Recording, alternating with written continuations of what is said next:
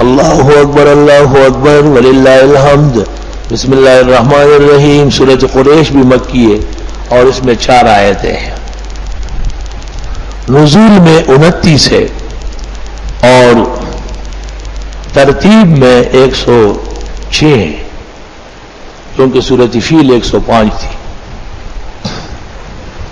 اس سورت کے بھی 3 حصے ہیں۔ پہلے حصے میں اللہ تعالیٰ کی عبادت کا تذکرہ ہے، دوسرے حصے میں لوگوں کی تکلیف کا بیان ہے کہ ان کو بھوک بھی لگتی ہے اور خوف بھی ہوتا ہے، اور تیسرے حصے میں اس کا ازالہ ہے کہ عبادت کے ذریعے خوف جاتا رہے گا اور رزق وافر ہو جائے گی۔ لإیلاف قریش، ایلاف الف سے ہے اور الف الفت سے ہے۔ الفت کہتے ہیں اس محبت کو کہ جو کسی کی وجہ سے ہو، جیسے آپ کا دوست ہے، اس کے بیٹے کو دیکھ کر کے آپ نرمی کرتے ہیں، یہ تالیف کہلاتا ہے، تالیف القلوب، کسی کی خاطرداری کرنا۔ ایک رافت ہے، رافت اس کو کہتے ہیں کہ براہ راست ایک شخص سے آپ احسان کر لیں۔ قریش چونکہ کعبہ شریف کے متولی اور ساکن تھے، عالم کے اندر ان کی عزت و توقیر تھی، پوری دنیا کے اندر بدامنی پھیلی ہوئی تھی، کوئی قافلہ صحیح سلامت واپس نہیں ہو سکتا تھا، لوٹ لیا جاتا تھا۔ لیکن قریش مال تجارت لے کر کے گرمی کے موسم میں یمن چلے جاتے تھے، سردی کے موسم میں، کیونکہ وہ بہترین علاقہ ہے، اور پھر جب گرمی پھیل جاتی تھی تو پھر شام چلے جاتے تھے کیونکہ وہ ٹھنڈا علاقہ ہے۔ موسم کی مناسبت سے یہ سفر کرتے تھے اور ہر سرزمین پر ان کا احترام ہوتا تھا۔ تو اللہ تعالیٰ نے اس صورت میں یاد دلایا کہ اس کعبے کی وجہ سے تو لوگ تمہیں جانتے ہیں اور تمہارا احترام کرتے ہیں، تمہیں چاہیے کہ کعبے کے رب کی عبادت کرے، یہ تم نے کیا بتوں کی عبادت شروع کی ہے۔ لإیلاف قریش، اور ہم نے قریش کی محبت ڈالی ہے، ایلافہم، ان کی محبت ڈال کر، یعنی ہم نے قریش کو خوگر بنایا، ان کی خوگری پیدا کر کے، رحلت الشتاء والصیف، سردی کا سفر کر کے اور گرمی کا۔ شتاء کہتے ہیں سردی کو، اس میں یمن چلے جاتے تھے، وہ گرم علاقہ تھا، اور صیف کہتے ہیں گرمی کو، گرمی میں یہ لوگ شام جاتے تھے، وہ ٹھنڈا علاقہ ہے۔ فَلْيَعْبُدُوا رَبَّ هَٰذَا الْبَيْتِ، بس عبادت کرو اس گھر کے رب کی۔ جب اس صورت کو سمجھو گے اور پھر نماز میں پڑھو گے تو هَٰذَا الْبَيْتِ الَّذِي نہیں پڑھیں گے، بیت الَّذِي، پھر بیت پر وقف ضروری ہو جائے گا۔ فَلْيَعْبُدُوا رَبَّ هَٰذَا الْبَيْتِ، بس یہ عبادت کرے اس گھر کے رب کی، الَّذِي وہ رب أَطْعَمَهُم مِّن جُوعٍ، جس نے کھانا دیا ان کو بھوک سے، وَآمَنَهُم مِّن خوف، اور امن دیا ہے ہر طرح کے خوف سے۔ سورت کا مقصد یہ ہے کہ العبادۃ المخلصہ للہ وحدہ، اور سورت میں سبق ہے کہ سفر اور حضر میں عبادت ضروری ہے۔ اسلام میں سفر کے اندر نرمی تو آئی، اگر روزہ نہیں رکھ سکتے تکلیفیں تو بعد میں رکھیں، اور 4 رکعت والی فرض 2 رکعت ہو گئی، لیکن عبادت برقرار ہے، کیونکہ عبادت ایمان اور روح کی غذا ہے۔ سورت سے یہ سبق ملتا ہے کہ اللہ تعالیٰ کی عبادت کرنے سے بھوک ختم ہو جائے گی، رزق کا انتظام ہو جائے گا، خوف ختم ہو جائے گا، امن کا دور دورہ ہوگا۔ تو پتہ چلا کہ جس جگہ بھی رزق کی تکلیف ہے یا بدامنی ہے، حقیقت میں عبادات میں کمی ہے۔ شریعت کے مقبول اعمال میں سے ایک بہترین عمل جو مسلمانوں سے کرایا جاتا ہے وہ استغفار کا عمل ہے۔ استغفار دونوں جہانوں کی پونجی ہے، نیک بختی اور سعادت کا عظیم ذریعہ ہے۔ ہر طرح کی تکلیف، عذاب، پریشانی، صدمہ، غم، رنجش دین و دنیا کی جتنی پریشانیاں اور صدمات ہیں ان سب کے لیے سد راہ استغفار ہے۔ وما كان الله ليعذبهم وانت فيهم، اللہ ان مشرکوں کو، کافروں کو اس لیے عذاب نہیں دیتا کہ پیغمبر آپ موجود ہیں۔ وما كان الله معذبهم وهم يستغفرون، اور یہ جب تک استغفار کریں گے تو بھی عذاب نہیں آئے گا۔ وہ اللہ کی طرف سے عذاب کو روکنے والے ناسوتی عالم میں دو عمل ہیں، ایک پیغمبر کا وجود مسعود اور دوسرا استغفار۔ امام بخاری نے التاریخ الکبیر میں نقل کیا ہے، امانان علی عہد رسول اللہ صلی اللہ علیہ وسلم، پیغمبر کے زمانے میں دو امن تھے، آپ کا وجود اور دوسرا استغفار۔ اما احدہما فقد رفع، اب حضرت کا وجود دنیا میں نہیں رہا، آپ وصال فرما گئے، لیکن استغفار قیامت تک کے لیے۔ فقلت استغفروا ربکم، نوح علیہ السلام کہتے میں نے تو ان کو کہا ہے کہ استغفار کرو، انہ کان غفارا، وہ معاف فرمانے والا ہے۔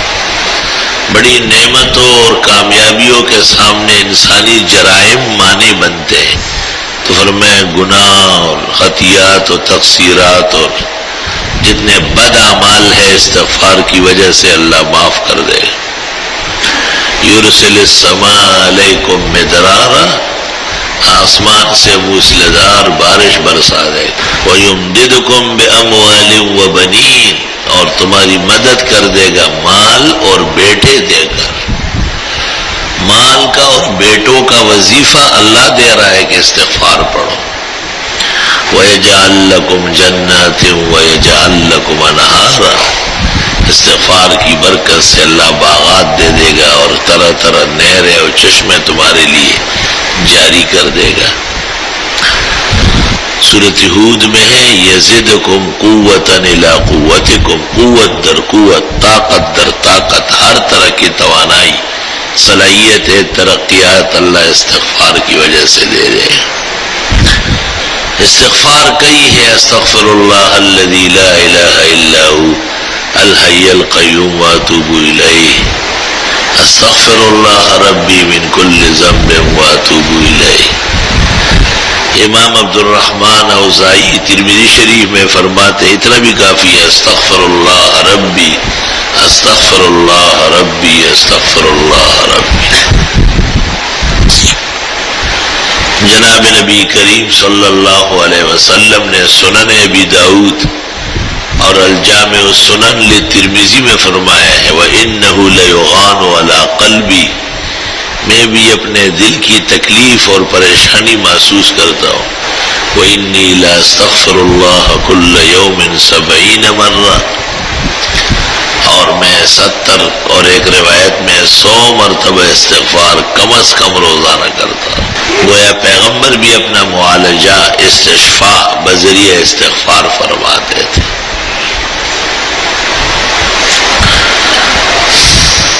شیخ الاسلام ابن تیمیہ رحمۃ اللہ علیہ نے لکھا ہے کہ جو کوئی مسلم 5 دن سے لے کر 10 دن کے اندر 40,000 مرتبہ استغفار پورا کرے گا اور پھر جو دعا مانگے گا، اگر تقدیر اس میں مانے نہ ہو تو حق تعالیٰ وہ تمام نعمتیں عطا کر دے گا اور تمام بلیات سے محفوظ فرما دے گا۔ امام حسن بصری سے کسی نے وظیفہ پوچھا تو امام حسن بصری نے ان کو دیکھا اور کہا کہ آپ نے قرآن شریف پڑھا ہے؟ اور نے کہا پڑھا ہے۔ بہت ہی افسوس کی بات ہے کہ استغفار کا وظیفہ تو اللہ نے دیا ہے امت کو، تو استغفار کے ہوتے ہوئے دوسرے وظیفے کہاں کارگر ہو۔ اللہ تعالیٰ نے خود بڑا احسان فرمایا ہے اور قرآن کریم میں جا بجا اللہ انبیاء کا استغفار، نیکوں کا استغفار، مجرم اور عذاب میں تباہ ہونے والی قوموں کی وجہ بتاتے ہیں کہ انہوں نے استغفار نہیں کیا ہے، اس لیے عذاب کا شکار ہو گئے۔